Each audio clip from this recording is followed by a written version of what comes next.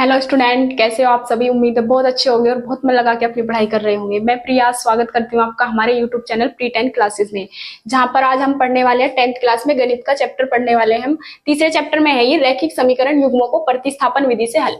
मैं यहाँ पे आपको प्रतिस्थापन विधि से रैखिक समीकरण युग्म का हल करना सिखाऊंगी। अगर आपने वीडियो पूरी देख ली तो मैं आपको 100% गारंटी देती हूँ कि आप प्रतिस्थापन विधि की जो समस्या है वो सीख जाओगे। सबसे पहले तो आपको ये सीखना पड़ेगा प्रतिस्थापन होता क्या है।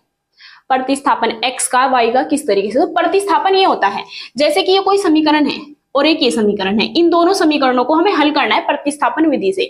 सबसे पहले तो सीखो रैखिक समीकरण किसे कहते हैं। रैखिक समीकरण उसे कहते हैं जिसमें चर है और चर की घात एक होती है। इसमें भी चर की घात एक है, इसमें भी चर की घात एक है, तो रैखिक समीकरण है। रैखिक समीकरण युग्म क्या होते हैं, मतलब रैखिक समीकरण जोड़े के रूप में दो समीकरण है, तो एक समीकरण ये होगी, एक समीकरण ये, तो इन्हीं को कहते हैं रैखिक समीकरण युग्म। ठीक है, अब इसे हमें हल करना है। हल करने का मतलब जो इसमें चर है, चर क्या होते हैं, x और y, ये चर है। जो चर होते हैं ना, इनके मान फिक्स नहीं होते। अचरों के मान तो फिक्स होते हैं, दो के बराबर ही हो सकता है, लेकिन x का मान तो कुछ भी आ सकता है। इस सवाल में x का मान कुछ आ गया, दूसरे सवाल में कुछ, तो इसीलिए हमें हल करने का मतलब होता है चर के मान निकालना। चर क्या होते हैं, x या y। इस समीकरण में हमें x या फिर y के मान निकालने हैं। तो सबसे पहले हम हेडिंग डालेंगे प्रतिस्थापन विधि। प्रतिस्थापन विधि पहले हम देखेंगे प्रतिस्थापन विधि कहते किसे हैं। जैसे ये समीकरण है, इस वाली को हमने पहली समीकरण मान ली, इसे हमने दो। इस समीकरण में से या तो x का मान निकाल लो या y का, आपकी इच्छा है। क्या करना है, जो पहली समीकरण दी हुई है इसमें से या तो x का मान निकाल लो, मतलब और सब चीज एक साइड ले जाओ, और या फिर y का मान निकाल लो और इसका x या y का मान निकाल के इस जगह प्रतिस्थापित कर दो दूसरी समीकरण में। इसी को कहते हैं प्रतिस्थापन विधि। तो सबसे पहले हम समीकरण एक लेंगे। समीकरण एक से, समीकरण एक क्या है हमारी, x प्लस 2y बराबर 10। इससे या तो आप x का मान निकालो या y का। x का मान निकालने का मतलब है जो बाकी चीजें उन्हें उधर ले जाओ। x है ये इधर 10 चुका, तो ये देखो प्लस का है, अब इसे बराबर के उधर जाना है, तो जो प्लस का है वो माइनस का हो जाता है 2y। आपको समझ आ गया होगा। इसे मान लेंगे हम समीकरण नंबर 3। समीकरण 3 होगी। अब x का मान उठा के कहां रखेंगे, समीकरण 2 में प्रतिस्थापित करेंगे, एक में नहीं करना। जिस समीकरण से हमने मान निकाला है उसमें प्रतिस्थापित नहीं करते, दूसरी में करते हैं। तो यहाँ पे x की जगह जो है ना, x नहीं रखना, अब ये मान प्रतिस्थापित करना है, इसीलिए इसको हम प्रतिस्थापन विधि कहते हैं। तो हम लिखेंगे x का मान समीकरण 2 में रखने पर, समीकरण कौन सी में रखेंगे, 2 में।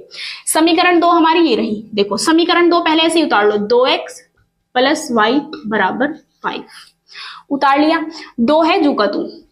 अब जो x है, x की जगह x नहीं रखना, ये रखना है हमें, क्योंकि इसे प्रतिस्थापित करना है। 10 माइनस 2y ब्रैकेट बंद, प्लस y है जू का तू और बराबर 5। अब देखो अगर कोई ब्रैकेट में होता है तो इस 2 की गुना इसमें भी होती है, इसमें भी। ये जो मेहमान होता है ना, ये इसका भी होता है, इसका भी, अगर कोई ब्रैकेट में है। अगर ब्रैकेट ना होता, यहीं पे होता, तो बस ये इसी का मेहमान होता, इसकी गुना 10 में ही होती। लेकिन अगर ब्रैकेट आ गया तो ये ब्रैकेट के अंदर इसकी गुना इसमें भी होगी, इसमें भी। अगर ये भी ब्रैकेट में होता तो फिर इसकी गुना इसमें भी होती, इसमें भी होती, इसमें भी होती। इस बात का ध्यान रखना है। तो 2 की गुना 10 में करेंगे, 10 दूनी 20 माइनस 2 दूनी 4y और प्लस y बराबर 5। अब हमें क्या करना है, 20 तो लिख लेंगे ऐसे ही, ये माइनस के 4y है, ये प्लस के y है। देखो माइनस प्लस माइनस होता है, घटेगा, ये सिंपल है। तो भाई 4 में से 1 जाएगा, ये 1y है, इसका मतलब 1y, कुछ नहीं है, इसकी गुणांक में 1 है। तो 4y में से 1y जाएगा तो कितने y बचेंगे, 3y।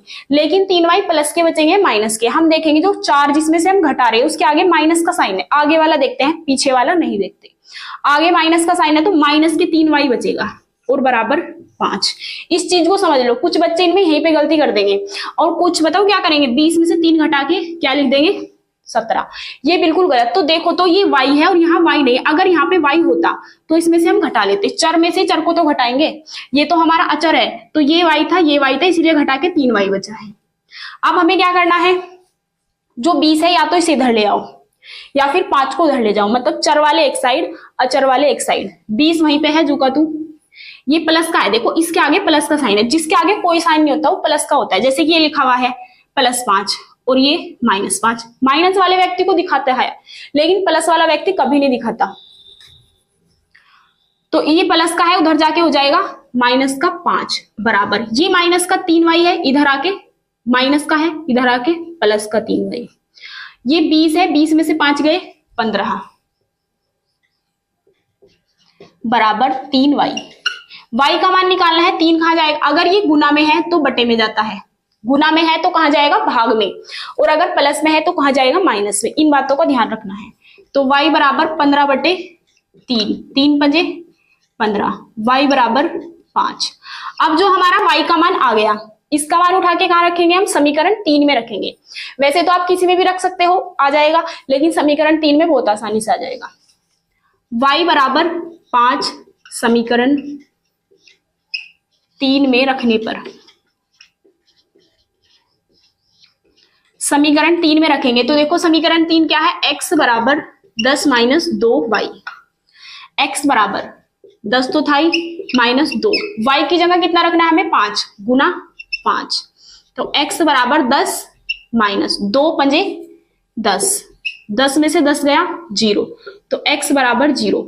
अब उसने कहा था हमें समीकरण के हल लिखो। हल कैसे निकले होते हैं? x का मान 0 और y का मान 5, यही हमारा आंसर है।